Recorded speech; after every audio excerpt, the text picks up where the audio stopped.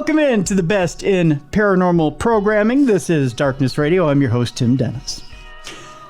You know, we have two camps in this weird world. We have the camp of faith that tells you when it's your time to go, because in this weird story of life, you have a beginning, a middle, and an end. And in the end of our story, you have that camp of faith that tells you if you're secure in your faith, you know where it is you're going, you shouldn't have to worry. Don't worry about where it is you're going.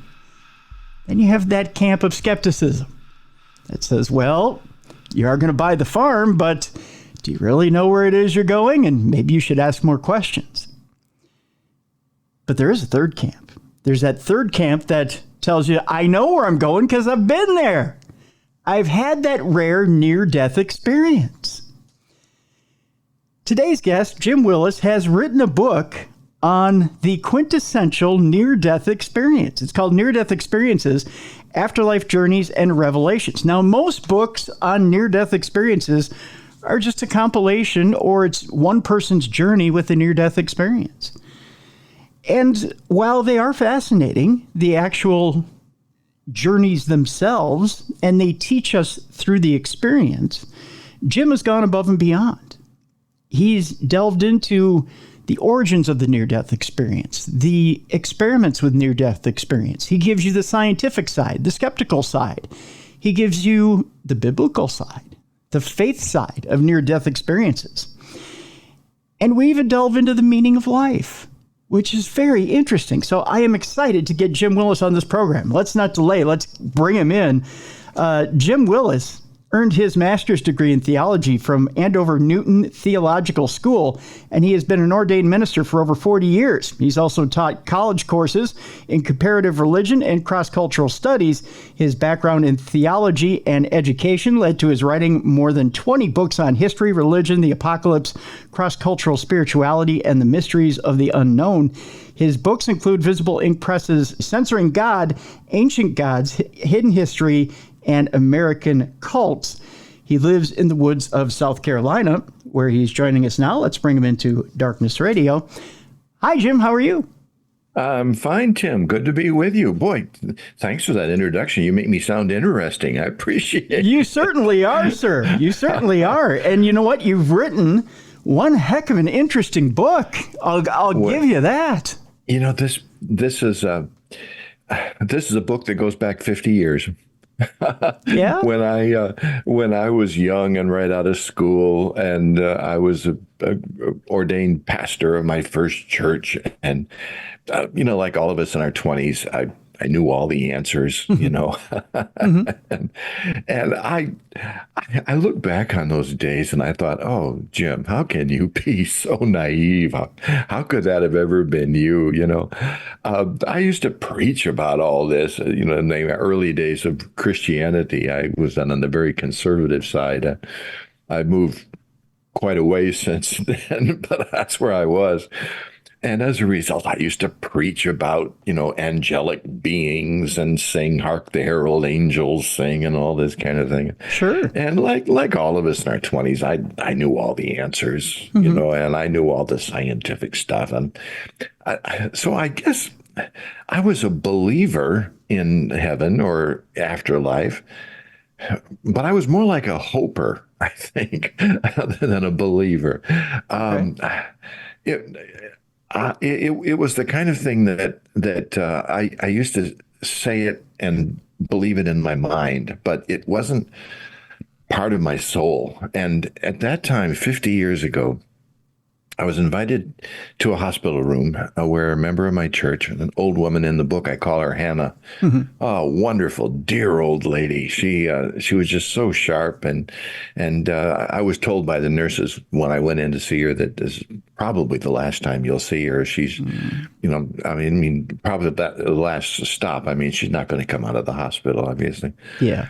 And I thought, oh, well, what can I do? Well, I knew that Hannah liked the old hymns of the church. And so I got in the habit when I went to see her every day, I got in the habit of taking my guitar along and playing some music and singing, the old Rugged Cross and In the Garden and all those things. And Hannah liked it. Sometimes the nurses would wheel other patients into the room in their beds so they could join in. We had a little choir going and that kind of thing. Yeah. And it was fun. one. But on this particular day, which was the last time I saw Hannah alive, I happened to be by myself in the room, and I had sung a hymn for her, and we had talked and we'd prayed, and I put the guitar away. While I was putting the guitar away, she said, "Who'd you bring with you this time?"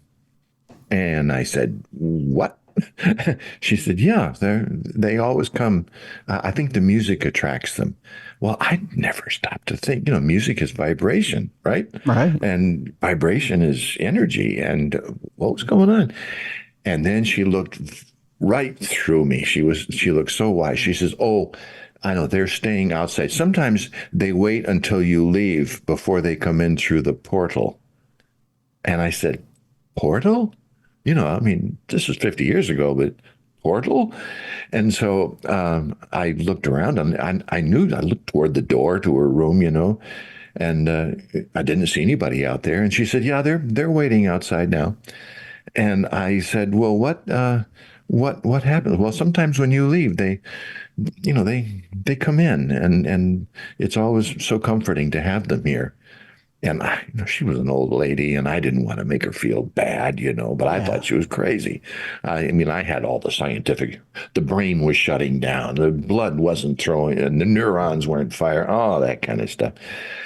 So I said, "Well, Hannah, I'll see you next time." And I put my guitar away, but I stopped by the nurse's station on the way out. And I said, "What was Hannah talking about? People coming to see her through a portal?" And the nurse, again, 50 years ago, before hospitals began to accept this kind of thing, she said, "Oh, she's been talking like that the last couple of days. I think she's probably close to the end." And I said, "Okay." Well, I got a call that night. Hannah passed away during the night, and she had asked me to do her funeral. So 3, 4 days later, I was there with the guitar, and I was in the funeral home, and I told some stories, and I played the guitar and everything else. But I couldn't help get that look in her eye, the portal, and the people waiting on the other side of the portal who were drawn by the vibration, the music. And I'm ashamed to say that it took 50 years before I really began to put that stuff together. 50 years of being by the bedside of a lot of people who died and some who came back. And 50 years of hearing these stories about seeing loved ones and seeing a bright light and all that kind of stuff. Well, after I had retired from ministry, which was now about 16 years ago, I guess. Sure. When I retired, I had come out and deliberately to live in the woods. My plan was to live out here in the middle of the woods for 1 year and go on a retreat, because it's a deep, dark secret, but ministers usually don't have time to be contemplative and to enter into these communities of spiritual. You're a CEO of a small company called a church, and you got to worry about budgets, and you got to worry about buildings, and you got to worry about growth, and you got to worry about church services. And of course, I was a college professor too, so I had to worry about getting my next lecture ready and all this kind of stuff. And 50 years of that, and I just had been talking about and talking about and talking about, and I wasn't experiencing. So when I came out here to the woods, it was to experience the other side. By then, I had stopped calling it just God. I didn't have any trouble with the word God, but so many people have weird concepts of God that when I say the word God, they think I'm talking about the God that they're thinking of, Yeah. So I just came out here to experience it. I said, "Oh, okay, God, it's you and me, 24 hours a day, and I will not let you go until you bless me," that kind of thing. Yeah. And my prayer was answered. There's no question about it. It didn't come to me through Christianity. My experience with the other side came really through probably the world's oldest religion, which was shamanism. But at any rate, I was, thinking about that. In 50 years, I never got rid of Hannah's thing about the portal.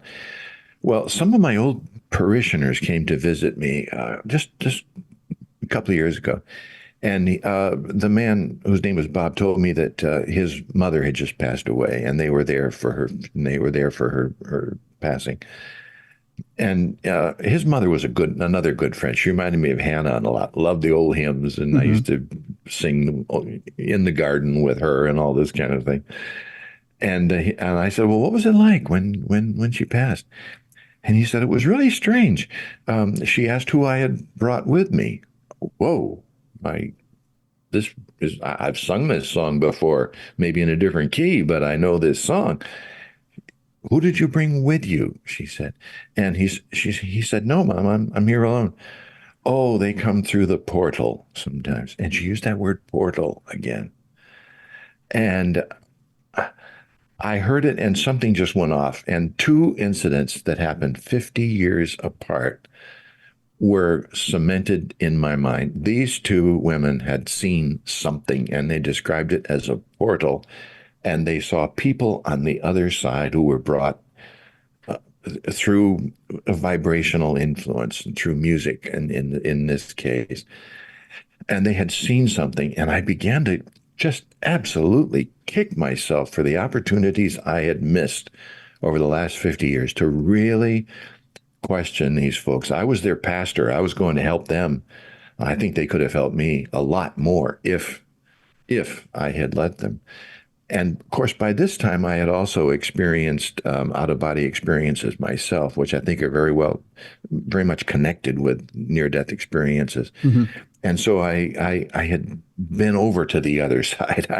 I had seen the other side, and I just no longer. It was no longer I doubted at all that there was something waiting right there, just outside the perception fence here in the material world, our five senses of perception.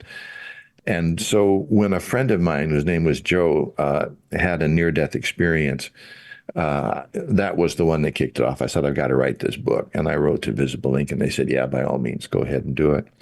And Joe had a vivid out-of-body experience. He worked in a hospital himself, a very technical job.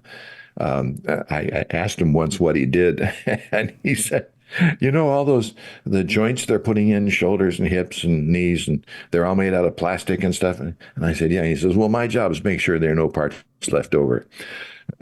Oh my gosh. gosh. Okay, that's a good thing. So Joe was working. As a matter of fact, he was actually pushing a person toward the OR that he was going to be there with, who was having a knee replacement, and Joe had a heart attack. Oh. And if you're going to have a heart attack, you might as well have it in a fully equipped hospital surrounded by specialists who you know. Right. And they immediately got Joe into the OR, and they saw that he had to have a triple bypass. And the operation went fine, but when they were all done, Joe couldn't breathe, and he flatlined. And his friend, who was working the cord, the tube that went down his breathing tube, just felt somehow that tube was blocked. And so he just manually reached in and pulled the tube right out. And Joe breathed his first breath. And he said, man, we had lost you. We were gone. And Joe said, yeah, but I know where I went. And Joe had this vivid out-of-body experience. And it was all of the classic stuff. It was... He had the vision of the tunnel and seeing his body from above and looking down on it, going through the tunnel toward the light and the vision of light on the other side, which Joe, being Christian, interpreted as being Jesus. Mm-hmm. If he had been Jewish, it might have been Moses, or Hindu, it might have been Krishna. We see what we have been kind of trained to see in our life. Yeah. But he had that vision, and he saw his father as a young man, who Joe never saw his father as a young man. Mm-hmm. His father had died when Joe was fairly young. And when he came back and told me the story, Joe was he wasn't a mystic, or he wasn't a crazy guy. He was a man's man. He liked to hunt and fish and had a lot of friends, and he joked around a lot, and he's a big guy, and he's strong, and he loved his family. He loved his kids. And when I went to visit him at his home a couple of days after he got out of the hospital, I could tell he wanted to tell me the story. His mother-in-law was there at the kitchen table with us when the three of us sat having a cup of coffee. And he said, I hesitate to tell you this, Jim. I don't want you to think I'm crazy. I said, no, go ahead. And he told me this story, and that his story winds up in the last couple of chapters of the book because it sums up everything that the book was about. And so that's how this book came about. It began 50 years ago and was connected through another woman's death and then through Joe's out-of-body experience, plus all the stuff in between. And I've got to say, it was a joy to write. The book before this one that I wrote was called American Cults, and I was just steeped in darkness for 6 or 8 months, American cult life. But this book was liberating. It was just so many wonderful stories and so many great visions and so affirming that it was just a joy. Let me take you off track for a second. For a pastor for so long, what took you off the beaten path and went into darkness for that long to write a book about cults? Well, I hate to say it. When a publisher calls you up and says, we want a book about American cults, and here's your advance if you want to do it. Money talks, I guess so, right? And they thought that I would be able to do it because being a pastor for so many times, I had been so much involved with cults that they thought I might be able to, everything from Waco to Jim Jones, and it didn't help any that when I was in my height and my golden years as a pastor, Jim Jones and Jim Baker and Jim Swaggart and all those ministers named Jim who are all having troubles. So that's where the cult book came from. Well, there you go. That's an honest and an upfront answer. So getting back to the phenomena of near-death experiences, and I know I'm jumping ahead a little bit and then we'll backtrack here, but one of the interesting things I found in the book, one of the things that jumped out at me, it's not the first time I've heard it, Jim, but it is one of the things that stuck out to me. It's the line in the book that says, sometimes the near-death experience you have is the one that you believe in, or the one that you believe you're about to have, and it's based on faith. Yeah. And that gets the mind racing. It gets you thinking, oh my gosh, what do I believe? Yeah. And what condition do I want to be in when I die? Mm-hmm. And what bothers me about that is that the American way of death is actually, I think, the wrong way to go about it. When people die nowadays, it's totally different than it was 50 years ago. In the old days, a lot of times people died in the comfort of their own home, laying in their own bed, surrounded by their own family. And the family was there and they felt comforted and they felt part of something. And it was natural. Yeah. Nowadays, we take people past that. We want to keep them alive as long as possible, but we don't think about what kind of a life they're leading. And so when I go to visit people, and this is one of the things, frankly, that just made me decide to leave the ministry. I just couldn't handle it anymore. I'd go into a hospital room and see this poor person who'd be hooked up to oxygen tubes and intravenous feeders and lights going on and stuff and all this weird hospital noises and antiseptic this and family couldn't even come all the time. They had to usually spend. And it was just, it seemed to be, a lot of times they were drugged up. And so they really didn't know what they were doing. My own father was this way, he was a great man of faith, but he died the death that he feared in a hospital room like this. And it just felt to me that something was wrong. Yes, we can prolong life past the time when it used to be over. But is that necessarily always a good thing? I just don't think so. And so I began to think about this in this book, that if death is a natural part of life, and certainly it is, even though in the American way of death, I'm amazed at the number of youth group kids I had that were in their teens and college, and they'd never even seen a dead body. You know, Yeah. the parents thought, oh, that was terrible. I don't want to, expose him to that. And it's just a terrible thing. We've made death into an enemy. It's the And boogeyman. yeah, Yeah. yeah. And death is going to win in the end. I don't care who you are. It's going to win. One night at about 3 o'clock in the morning, my telephone rang. This is some years ago.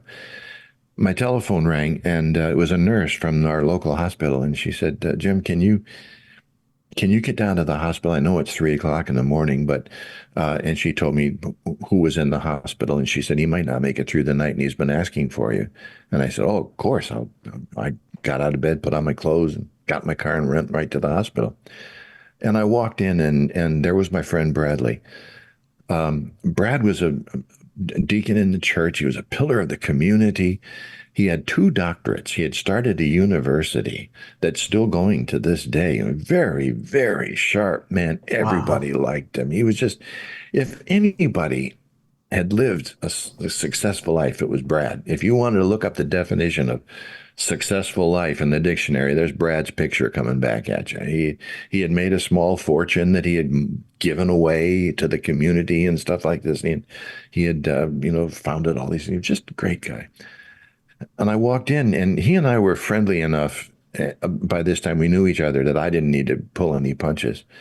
And I said, "Brad, they tell me this might be it. Are you ready to go?" And Brad started to cry. And I said, "You okay?" And he said, "Jim," he said, I can't kid you." He said, I've done a lot. I know I've had a successful life, and I've got the thank you cards and all that kind of stuff to prove it. Students and all that kind of stuff. But he said, there's one thing in life that I never did that I miss more than anything else. I said, what was that? He said, I never prepared for this moment. Whoa, that just absolutely Yeah. wiped me out. So I sat there with Yeah. him. And thank goodness he didn't die that night. Matter of fact, he made it 10 more days before he died. Oh, wow. And in those 10 days, I was with him every day for a good, sometimes an hour, sometimes more. And we talked. We talked philosophy. We talked spirituality. We talked about consciousness. We talked about foreign, different religions and everything else. And by the end of those 10 days, Bradley seemed a lot more ready. And yet I can honestly say I don't know if I taught him anything, but boy, he sure taught me a lot in those last 10 days. And I'm afraid that that is probably the case with most people in our culture today, in our Western culture. We're just not prepared. We don't get ready. We somehow think it's morbid to even talk about it. And so I wanted to write a book that was positive and that was uplifting. And of course, that was where near-death experience came. At the same time, I wanted to take death and spirituality out of the woo-woo supernatural place. Now, there's no doubt about it. To us, on this side of the material fence, it is a supernatural thing because supernatural means above the natural Right. or metaphysical. Yeah. And so it is that. But on the other hand, I'm sure that death, and I have come to believe this more than anything since I wrote the book, death follows certain rules, certain laws that are a part of it. And there is a science behind it. Now, I don't think it's a science that can be understood by our kind of science. I think our intellectualizing all this kind of stuff doesn't really do any good. No. Because any intellectualizing in your brain doesn't do anything to your heart, or your essential oneness. But if it's real and if it's there, then I wanted to bring that into this because I'm absolutely convinced that if we could start living a life that is meaningful, and one way to do that is to get past this idea that death is an enemy to be feared. If we can start looking to that end and we can start peering over that sensory fence that through which we perceive the world, then maybe we can stop some of this nonsense that we're doing. Maybe we can say this is more important than the wars and the pollution and the fighting and the infighting and all the politics and all of that stuff. That is so real that it can change our lives. And I've never known anybody who's been over on the other side and come back who didn't come back with a message that was positive and uplifting and that this world really needs to hear, I think, more than anything else. Right, exactly. Yeah. The message has always been one of love. It's always been one that's been uplifting. It's always been one that's overreaching of anything that's material or anything that we're absorbed in on this earth. Yeah. Yeah. Yeah. I've never known one person to have a near-death experience that said, I wanted to come back from it. They always wanted to stay on the other side. And I can understand that. In out-of-body experiences, some out-of-body experiences that I have had, the colors are so vivid, and the sense of comfort and acceptance is so good, and it's so real, and the sense of love, and just the absence of problems, the absence of worry. It's so wonderful that there are times I haven't wanted to come back either. I just want to say, I want to stay here. But something communicates with you and says, you're not done yet, so you have to come back. And I still have yet to find one person who didn't want to come back from an after-death experience. Now, I've read some stories of people who have had some bad experiences. Yes. I was going to say, and maybe this is a time for us to take a break, Jim, because when we come back, I do want to tackle negative NDEs. Good. Yeah. And some of the people who have come back and said, wait a minute, there is something on that other side that isn't so good. Mm-hmm.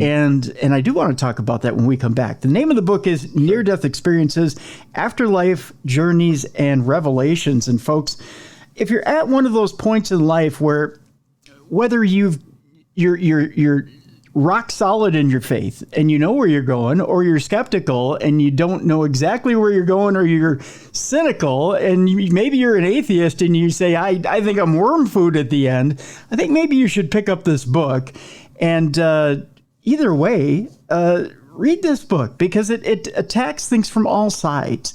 And really, it's self-assuring. You know, I've got an interesting story at the end of the show, where it's interesting that no matter where you are in life, Jim's book has really taken an all-encompassing look at the death experience. And as he put it eloquently at the beginning, or at this first part of the show, he's really taken the supernatural out of this and looked at it as a regular experience and a part of our lives, because there is an end to the story, much like this book. So I encourage you to go get it right now during the break. Near-Death Experiences, Afterlife Journeys, and Revelations. When we come back, we'll talk about the not-so-positive side of NDEs, the negative experiences that people have had when they've taken that journey. When we come back with Jim Willis right here on the Best in Paranormal Podcasting, this is Darkness Radio.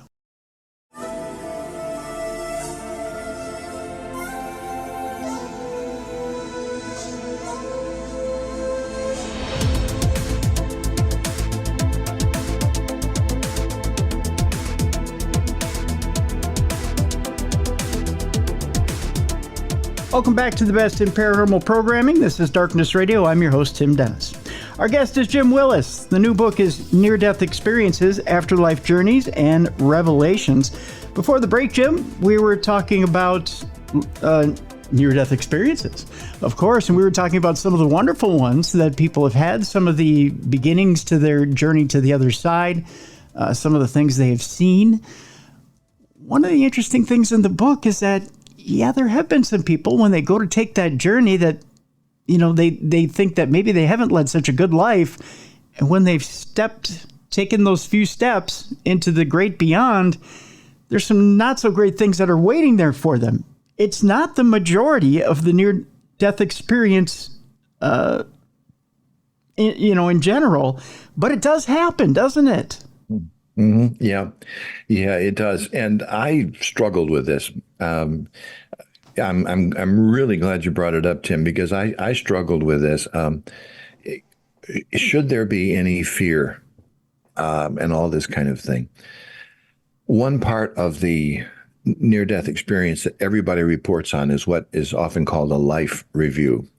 Their life passes in front of their eyes, and they see it as a block. It doesn't happen point by point by point, incident after incident.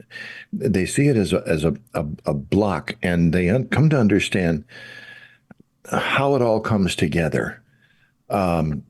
It's said that when the Buddha was underneath the Bo tree and he had his enlightenment, moment of enlightenment, he saw all of his previous lives in a moment of time and came to understand how they led him to this place. And I began to think that that's probably what happens to us. Here we are so used to, however long we live, we are so used to living, as I said before, within that perception fence. If we experience the world by tasting it and talking and hearing and feeling and smelling and all this kind of stuff. And that's a fence that keeps too much information from coming to us at one point, which is probably good. Mm-hmm. But it also makes it so that we can't get out. And on this side, we are taught a lot of garbage in this life. Some of it from school, and I'm a school teacher. Some of it from church, and I was a pastor. Mm-hmm. Some of it from our parents, and yeah, I've been a parent too. We're taught all this stuff, so we have all these ideas jumbled up in our heads and all these expectations.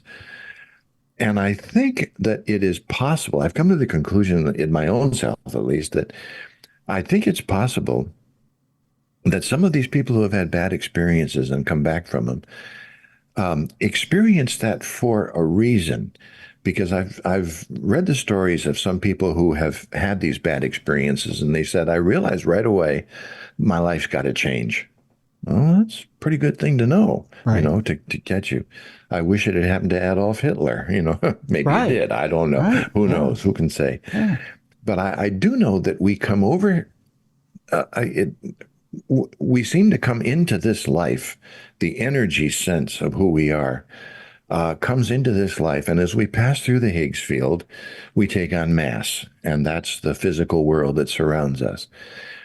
And here in this energy field, we do something that we can't do on the other side. If the other side, the source from which we come, is perfect goodness and perfect unity and perfect wholeness, that's a wonderful thing. But we can't grow there. Because the only way to get growth is to have individual experiences. Mm-hmm. So we come into this life, and this life becomes a school for us. And we have these experiences, and we gather them all up. And I think probably one of the things that happens during that life review at the end of our life, which I think we'll all have, is that we take all of these experiences and deposit them, so to speak, in what sometimes has been called the Akashic Library or the Akashic Records. And in a sense, we are doing something here that we can't do there, and it involves ego. It involves our sense of individuality. And so when some people die, they still have that residue in their minds. And if they are worried, and if they are nervous, and if they have been taught that you could be, tortured forever by a loving God, never could figure that out. No, I can't either. At any rate, if they're taught that, and if they're so afraid of it, then I think it can influence you, because I think in the moments after we die, we carry with us, and when we leave this body, we carry with us all of those experiences that we've had in life. And I think that's a protection in a way, because if we were to go directly from this life to that next life, it would be such a shock. I'm not sure we could handle it. We'd be dazed. And so I've got a sneaking suspicion we carry this baggage with us, and we gradually shed it. And I never really quite understood how this worked until I had my first experience. I've had 3 of them now. My first experience of actually going in an out-of-body experience and doing the work of what is called a psychopump, and that's helping somebody cross over. The first time this happened, it was about 3 or 4 out-of-body experiences that I had, that I met this woman who was not having, she wasn't being punished or anything like that. She was in a sense of grayness. And I got the idea that she had somehow so identified with this life that she had been caught in it and couldn't give it up. And I have no idea how long this went on. Turns out that she was German. Matter of fact, I even know her name, Sarah Heinz, Heinz. Really? And I was able to find a little about her. And I was able to actually help her shed that and go on toward the light. So she wasn't having a negative experience. It was just not a positive one. It was just kind of a neutral. Now, since then, at the Monroe Institute, where I studied out-of-body experiences with William Monroe, with William Buhlman, rather, they have now a whole course up there at the Institute where they teach people how to do this. And they've had wonderful examples of somehow finding somebody, helping them through, and then coming back and actually looking into the records and finding their social security number, finding out where they lived, finding out what their name was, and all this kind of stuff, and verifying the records. So it's actually bringing science into it.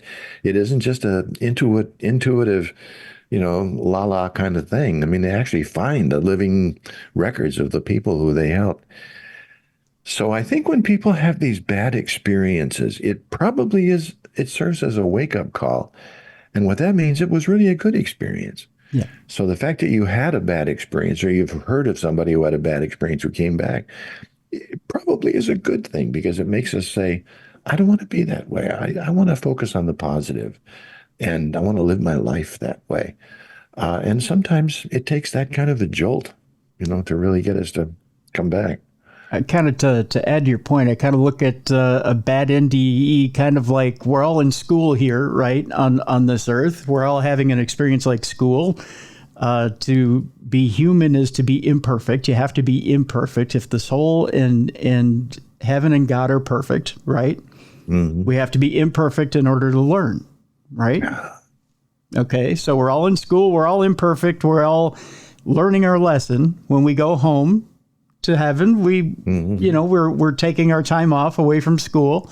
We keep coming back to learn the lessons. And sometimes you got to go sit in the principal's office if you're, make a mistake. And if you're making your mistake, right? That's a great metaphor, Tim. I love that. There you go. Yeah, sometimes we're called to the principal's office.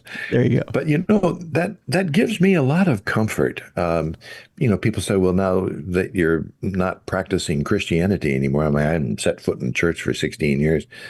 But they said, now that you're not practicing, do you feel like you've lost your faith? And I said, no, I think I've gained it, because I understand that even when times are bad, and even when difficult things are happening, when I'm really sick, or when my heart is acting up, or something like that, or when I sprain a finger, which I've done, falling, I realized that happened for a purpose. That was one of the experiences that I came here to get.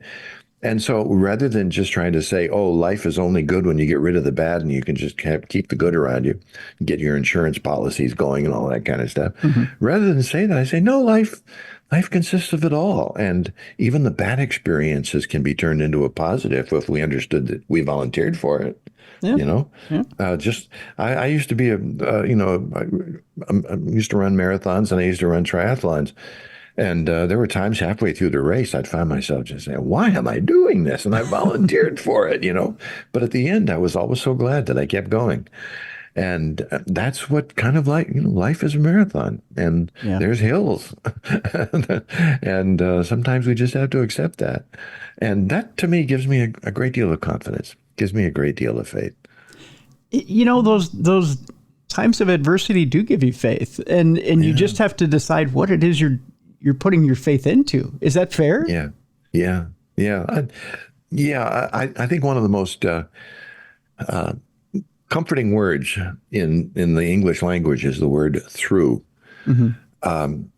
We went through it all. Yeah, through it all. And in the going through it all, it doesn't necessarily mean that it's pleasant and happy. But at the end, what doesn't kill you makes you stronger, right? That's right. and eventually it kills you, and that's a good thing too. So I want to get back to something you said earlier, and I do find that at the end of this book, no spoilers here, but I find at the end of this book you do a remarkable job of getting people ready for the end. And we had talked about preparing people for the end. There's an end to our story. There's it's inevitable. You know, they say Yeah. there's two things in life that's inevitable: death and taxes. Well, Yeah. Yeah. there's always an end to every story, and we have made death the boogeyman. And I don't know what it Yeah. is. If it's because society's become more vain, if it's because, you know, we become more material, if it's the Yeah. fact that we've put more emphasis on the here and now and living in the moment than we have thinking about the totality of what it is we do in life. If we've put too much emphasis on wanting to be young and not focused on everything in this life, or what it is, I don't know. I'm getting into a lot of psychobabble here, Jim. No, I don't think so. But what is it? Why is it that we haven't said to ourselves, you know what? Death is natural. Why have we not said to ourselves, let's not push it off to the side, let's not sweep it under the rug, let's talk about it? Why are we not talking more about it and making it more natural? You you began this by saying nothing is inevitable except death and taxes, and I'm glad to announce I have something to say about that too. When you're old in life and you've never had much Social Security because you're a minister, become an author. You make so little money, you don't need to pay taxes, so that's not inevitable. There you go. Another nugget from you. But death, yeah, that's for sure. Yeah. I think we are living at an exciting time, because I think that on one hand, the spiritual side, the intuitive side, for thousands of years has said that there's something beyond us and that there's another way, and that is waiting for us, and that can be great. But I think we're living in an age now where even the scientific side is starting to realize that. We're starting to get physicists, quantum physicists, for instance, starting to talk about death and dimensions and reality in a totally different way. And they're beginning to understand through mathematics, they're beginning to describe a world which has been available to rishis and gurus and monks and priests and stuff and common people who just meditate. For generations upon generations, they're coming together. In 1957, for instance, Hugh Everett gave us the many worlds idea. And back in 57, people were not willing to accept it. But basically, the whole idea was that possibilities collapse into every possible universe. You flip a coin, and it comes up heads, and you say, well, there, it came up heads, therefore it didn't come up tails.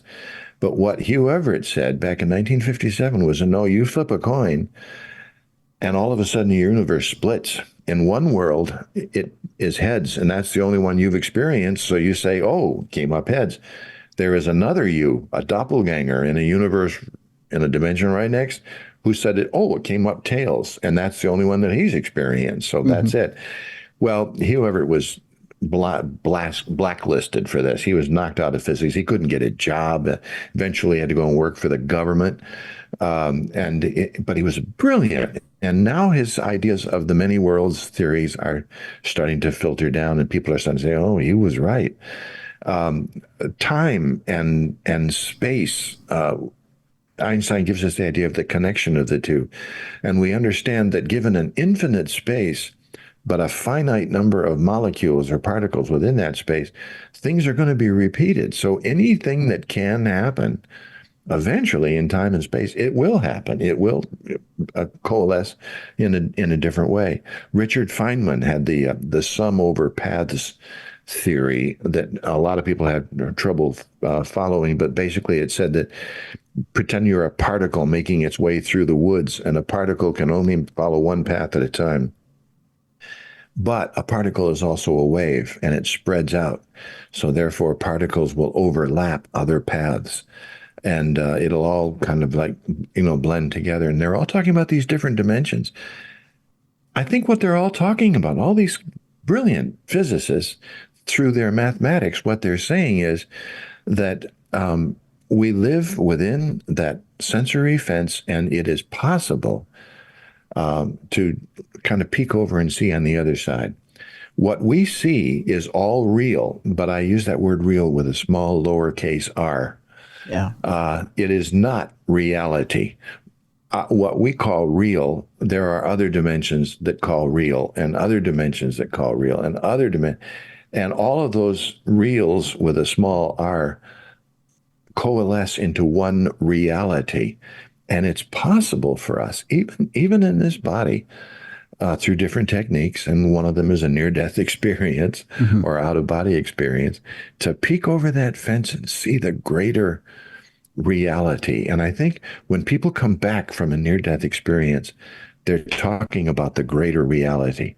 Now, a lot of them times they're frustrated. They can't find the words to describe it because words are made to describe things on this side of the fence.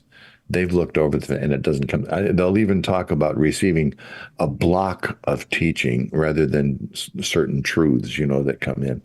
And so I think I just find that very, very comforting that when we look at death and realize it's a part of reality and it helps us escape this real with a small r, and we return to the reality, which was with the big R, uppercase R. I just find that to be a really exciting thing, and I hope if people who read the book can get some sense of that, because boy, it'll cheer your life up, especially when you're down. Absolutely. And if you ever have the general layman out there who thinks, I don't know that these physicists are actually talking my language, think of one thing, Jim, and that's this one thing here. Right now, CERN is trying to recreate the Big Bang and is actually trying to farm dark matter by smashing different particles together. Mm-hmm. When they do that, ask yourself if it makes you nervous or not. If it makes you nervous, you're on the same wavelength as these physicists are. Absolutely. Because there's theories out there with CERN that by doing this, they're going to open up different portals and alternate realities and things like that. And there are people that are driven nuts by it.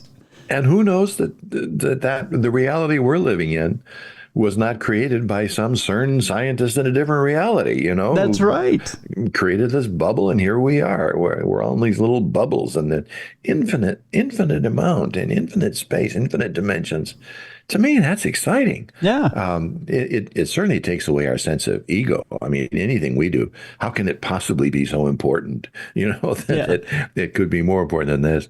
And the whole idea of living in a black hole or living in these on these brains or membranes, with brain theory and all this kind of stuff, and the whole idea of us possibly even being a program in some future geek's computer, and we're pixels on a screen, that makes perfect sense too. It takes away that sense of, I am so important. That's right. For sure. Right. Because in the great scheme of things, yeah, we are important. We're part of the source, Mm-hmm. But in another sense, no, not so much. I love the idea, the Hindu idea of Brahman and Atman.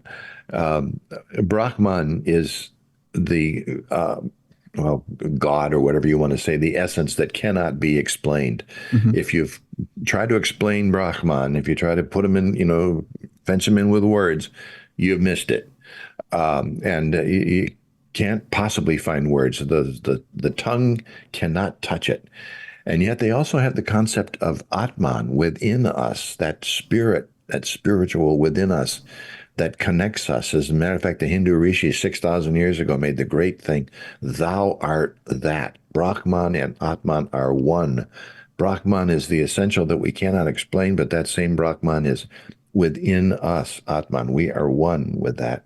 Oh, that just keeps me up nights. I love it. Yeah. I just absolutely love it. Yeah. That we are, so in that sense, yeah, we are important. Yeah. But in another sense, is there anything that any of us do that is really that important in life that it means we have to lose sleep over it and all this kind of stuff? We do, but right. But do we need to? And it takes away the ego, and it takes away the sense of, if people could really grasp this, I don't think we'd have that great those great divides between left and right and rich and poor and men and women and all this kind of stuff.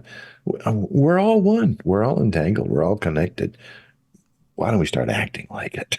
Yeah, exactly.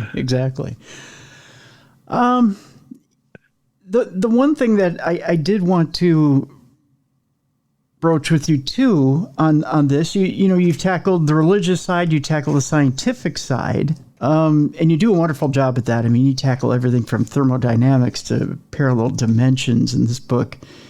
You tackle different religions and how they tackle. One of the things I love that you tackle in this book is you tackle how theology tackled Socrates and how they tackled life and death, and shared death experiences is one of the things I want to tackle before we leave people today. Oh, yes. And the phenomenon of shared death experience. I've had one of these, or maybe two of these, and other people that I've talked to have experienced it too. The term comes from Raymond Moody. Yeah.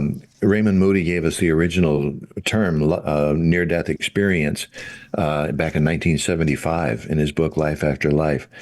But recently, he has been interested in the idea of not near-death experience, but shared death experience. And what that means is it's the experience that is quite common now that people are talking about it.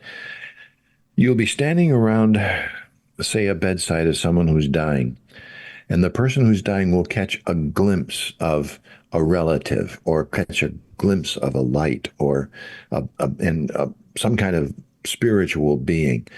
And for one moment, the people around that bedside, many of them, see the same thing. They share the experience of seeing the light or seeing the person, and they'll say, "Oh, that was our dad came to see us, or our mom came to see us, or some spiritual being came to see us." They'll feel the sense of light. Nurses will talk about this more often than doctors will. I've discovered. I think a lot of doctors have. Well, they have reputations. They don't want to be considered crazy and kooks and all this kind of stuff. So they're not quite so open to talk about it. But nurses who are generally much more empathetic because they're with the patient all the time and they see all these things, they will talk about having these experiences too. I had one such experience in a hospital. I was up here. I hadn't moved up here yet, although I was coming up and starting to build the road to come back where I was going to build a house and all that kind of stuff. And I got a call that a very good friend of mine was dying and not going to make it too much longer. He was in a hospital down back in Florida.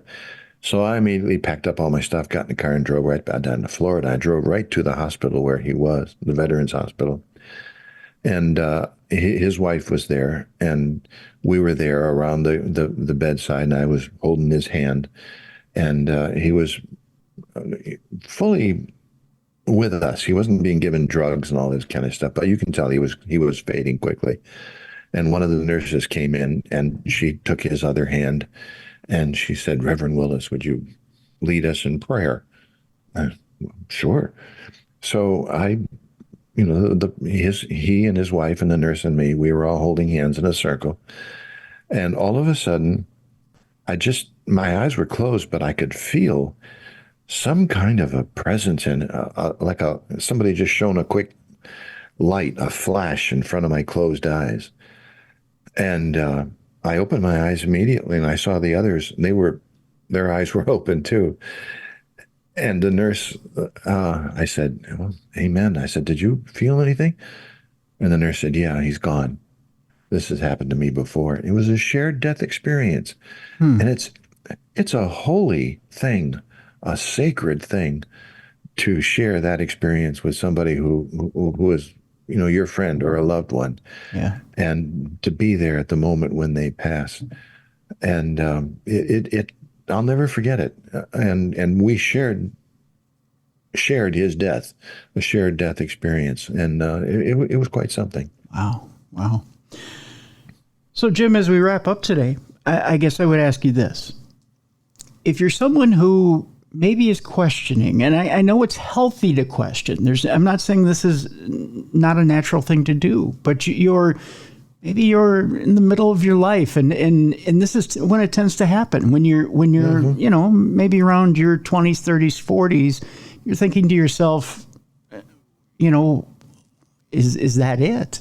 When you die, is that it? Am I just in the ground, or do you really have these near-death experiences? I'm listening to the show. Do these things really happen, or is this just a thing of fables? Or as people are questioning these things, how do you sit down with somebody and say, listen, there's nothing to worry about. These things happen. They're natural. They're as natural as watching the grass grow outside. They're as natural as the birds singing.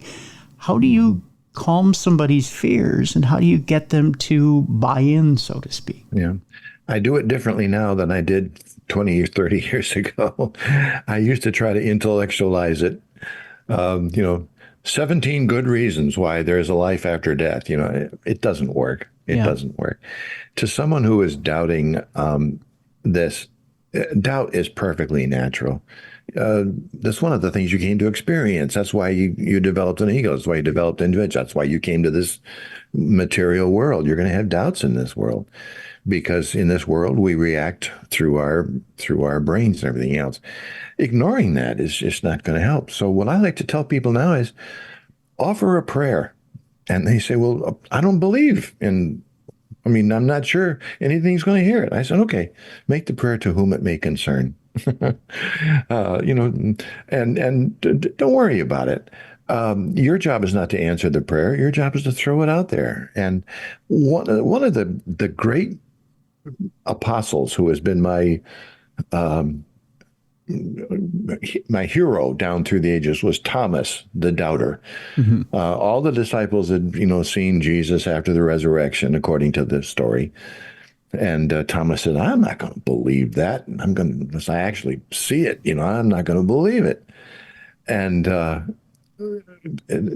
all of a sudden, there he saw and he believed.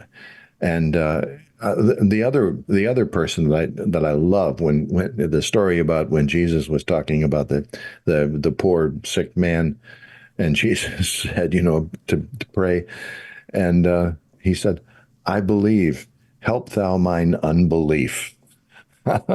Why not? Yeah. What have you got to lose? Throw it out there, and that puts the impetus on the Spirit to contact you. And then keep your eyes open.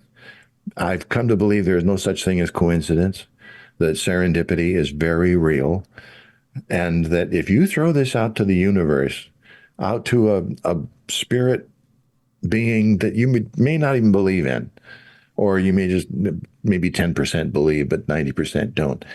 Throw it out and say, if you're there, help me through this. And then keep your eyes open. And you'll be surprised. You'll turn on the television and see just the program you want. You'll put on YouTube or something and just hear just the podcast you need. I almost guarantee that somebody is listening to us talk right now who doesn't really believe. And I challenge you right now, whoever you may be, throw it out and say, is this real? And then, just do the best you can with it, but don't be ashamed of not believing, and don't knock yourself for not believing. Admit the truth. Okay, you don't believe. Fine. That's not your problem. Throw it out there and see what happens. And I guarantee that there's somebody listening right now who will receive an answer. And when you do, please go to jimwillis.net. That's my webpage. Go to the contact page where you can send me an email to that contact page and tell me your experience. I want to hear from you. I really do. And I guarantee I will answer it, because I'm sure that's going to happen. Tim, people like you do great work. You are opening up these kinds of conversations to who knows who.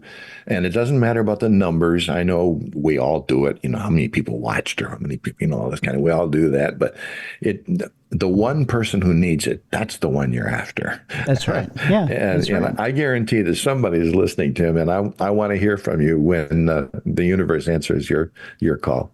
Absolutely. I'm curious as well. I'd like to know if someone got that sign. That's what kind of tickles me is when someone gets that sign, whether it be a sign from a loved one from beyond, or whether it be that sign you finally got that affirms what it is you're looking for. That to me, that's what kind of tickles my fancy, I guess is the best way to put it. So the name of the book is Near-Death Experiences, Afterlife Journeys, and Revelations. It's out there right now, folks. It's available by Visible Ink Press.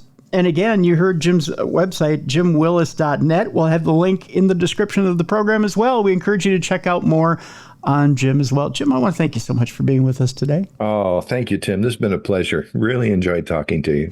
Pleasure's been all mine. Thank you so much for being with us today. Thank you.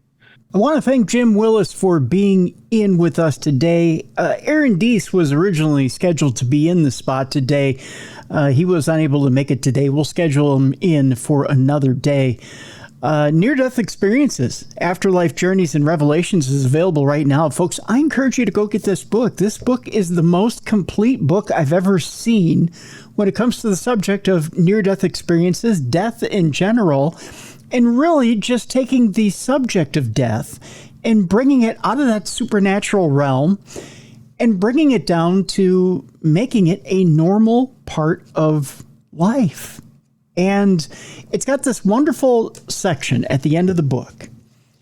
And we kind of talked about it a little bit during the program, but essentially it prepares you for the end. And it's just so neat that Jim put this in here. And it's called Epilogue, The Meaning of Life. Now, of course, I'm not going to spoil the ending for you, but it's kind of bold to put the meaning of life at the end of a book.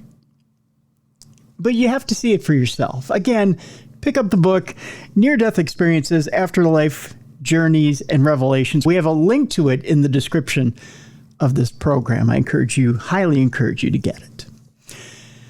Folks, coming up on the weekend, we encourage you to go out and enjoy every bit of this life and have fun with it and enjoy it. Of course, we're also here for each other, so go out and help someone this weekend as well. Spring cleanup. There's plenty of spring cleanup to do this weekend, so help one of your neighbors this weekend. With that, help yourself this weekend as well. There's lots to do out there. I'll be up at KNSI Radio this weekend, so KNSIradio.com from 7 to 9 a.m. on Saturday. That's Central Time.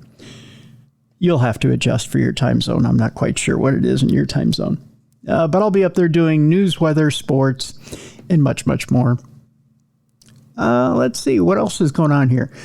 Oh, yes. Potographs for Pooches, May 18th at the Palmer House Hotel in Sauk Center, Minnesota. There's still a precious few tickets left for this thing. Go to darknessradioshow.com, click on the events tab, and you can get your tickets for that as well. Also, Michigan Paracon. I'll be there. You can get your tickets for that as well in the events tab there. Updating you on Beer City Bruiser. He will be back, folks. I swear to you. I don't have him locked up in a closet somewhere here or in the basement at my home. I'm not holding him hostage. We're not handcuffing him. There's nothing like that going on. But he will be back very soon. In the meantime, you go to Title Match Wrestling, and you can catch him there as part of AML. He's a champion over there, you know. So you can watch his matches on Title Match Wrestling. We have a link to Title Match Wrestling at the events page that I've just mentioned there at darknessradioshow.com. So check him out live and in living color, doing his thing over there. So there you go. Want to thank both Mally Fox and Jessica Freeberg for filling in this week, and both of them doing a wonderful job. And by gosh, I have fun with both of them. So, and someday, yes, we'll get the both of them on one show together. We'll make it happen, but I don't know when that will be. So you can turn down the pressure, boys. I'm not making that dream come true yet. So just hold your horses. Next week, big week of shows. That's all I'll say. But we're going to keep them coming here through the month of April. And we've got them coming through the month of May, too. I've got some good shows coming up here in the next few weeks, so I'm hoping you guys will like them just as much as I'm liking putting them together. I'm having a good time putting these shows together for you guys, so I hope you'll enjoy them as much as I am putting them together. So there you go. If you have a suggestion for a guest, email me, tim@darknessradio.com. If you have somebody that you'd like to hear on the show, whether it be in the true crime realm or the paranormal realm, please email me. And if you have a way to get a hold of them, maybe it's somebody that you know that you have a way to get a hold of them, even if it's a website link, include it in that email, please. All right, that'll do it for this week. Thank you so much, folks. Just one final thank you for listening, taking your hard-earned free time to listen to this show. It is greatly appreciated. I don't think I thank you enough for listening to this show and for patronizing our sponsors, but thank you so much for doing that both. And I appreciate you, Mally, Jess, Bruiser, appreciate you for continuing to listen to this program. And thank you. Thank you, thank you, thank you. We love you. We can't thank you enough for being here with us on this journey in both our lives and continuing to listen to the best in true crime and paranormal podcasting. This is Darkness Radio.